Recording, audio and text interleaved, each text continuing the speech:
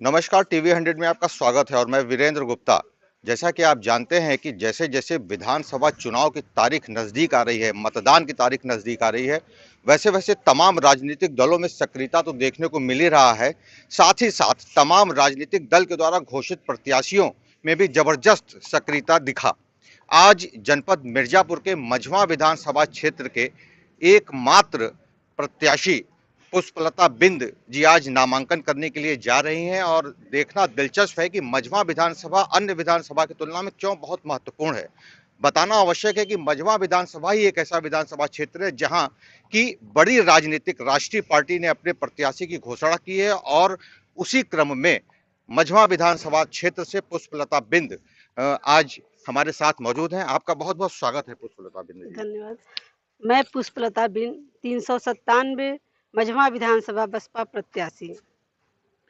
आपको लगता है कि सबसे पहले आपके नाम की घोषणा हुई, पार्टी में भी आपका जबरदस्त समर्थन है, आपको कहीं दिक्कत नहीं महसूस हुई पार्टी से सिंबल लेने में, इसको आप कैसे देखती हैं?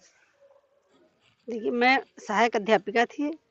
अपने पद से त्याग पत्र देकर बहन जी ने मुझे यूपी का सबसे पहला टिकट दिया है।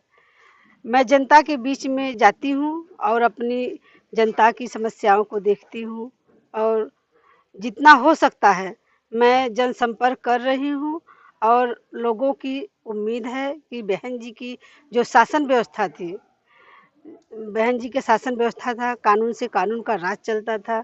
बहन जी ने तमाम जन कल्याणकारी योजनाएं चलाई थी, जिससे जनता आज बहन जी को याद कर रही है।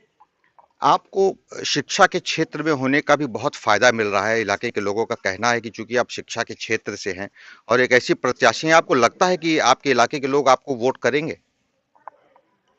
देखिए, ये तो समय की बात है कि मैं एक शिक्षिका थी। लोगों का मानसिकता यही होता है कि जो भी प्रत्याशी हमारा हो, शिक्षित हो, संघर्षशील हो, जिससे हमारे समाज का विकास हो। और मैं जब जनता का आशीर्वाद मुझे मिलेगा, मैं सबसे पहली प्राथमिकता मेरी यही होगी कि मैं शिक्षा पर जोर दूँगी और रोज़ी-रोज़गार की विशेष ध्यान दूँगी। जी, आपको लाखों लोग सुन रहे होंगे, सुनेंगे, आपको देखेंगे। आप अपने मतदाताओं से क्या अपील करना चाहते हैं? मैं अपने सभी मतदाता भाई-बहनों, माताओं सभी अनुरोध करूँगी कि आप लोग एक बार मुझ पर विश्वास करके देखिए। मैं एक नया युग का परिवर्तन करना चाहती हूँ, क्योंकि मैं एक शिक्षिका थी, मुझे झूठ बोलना या धोखा देना अ, नहीं आता है। मैं बस यही कहूँगी कि आप लोग मुझ पर विश्वास करके एक बार अपना-अपना आशीर्वाद दे कर के देखिएगा। एक सवाल लोग जानना चाहते हैं कि आपका जिस तरीके से प्रस्तुतिकरण रहा, पिछले काफ़ी लंबे वक़्त आपको समय मिला आपके क्षेत्र में, आपने तमाम लोगों से मुलाकात करके लोगों की समस्याएँ भी सुनी हैं। सबसे ज़्यादा समस्या उस क्षेत्र में आपको क्या लगा? जब मैं गाँव में जनसंपर्क करती हूँ, जनता के बीच जब जाती हूँ, तो लोगों की मेरा समाज जो है अति पिछड़ा हुआ है। सबसे ज़्यादा पिछड़ा हुआ शिक्षा व्यवस्था है, गरीबी है और लोगों की मानसिकता यही है कि जितनी भी सरकारें आई, हम गरीब जनता का कोई भला ही नहीं हुआ। हम लोग ऐसे प्रतिनिधि को चुनेंगे जो हमारे समाज का विकास कर सके। जहाँ तक मेरा उम्मीद है कि इस समय सबसे ज़्यादा बेरोज़गारी है। पढ़े लिखे लोग आज बेरोज़गार बनकर घूम रहे हैं। हम बच्चों की शिक्षा व्यवस्था आप लोग देख रहे हैं कि बच्चों की सबसे खराब स्थिति हो गई है।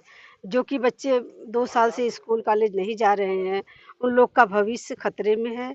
इसलिए उन लोग की रोज़ी-रोटी की व्यवस्था होना चाहिए। मैं यही सोचती हूँ कि अगर बहन जी की सरकार बनेगी तो सबसे पहली प्राथमिकता यही होगी कि जनता की रोज़ी-रोज़गार की व्यवस्था हो।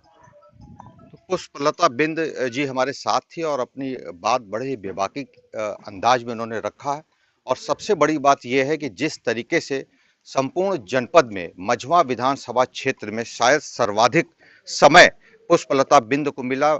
मझवा विधानसभा के क्षेत्र को बहुत नज़दीक से समझने का, वहाँ की जन समस्याओं को नोट करने का और जिस तरीके से एक शिक्षिका को लोग शायद हो सकता है कि यदि जिस तरीके से बीएसपी के नीतियों को इन्होंने लोगों के बीच में रखने का काम किया है, देखना दिलचस्प होगा कि 10 मार्च को जो परिणाम आएगा क्या पुष्पलता बिंद के पक्ष में आएगा। मिर्जापुर से टीवी 100 के लिए वीरेंद्र गुप्ता की रिपोर्ट।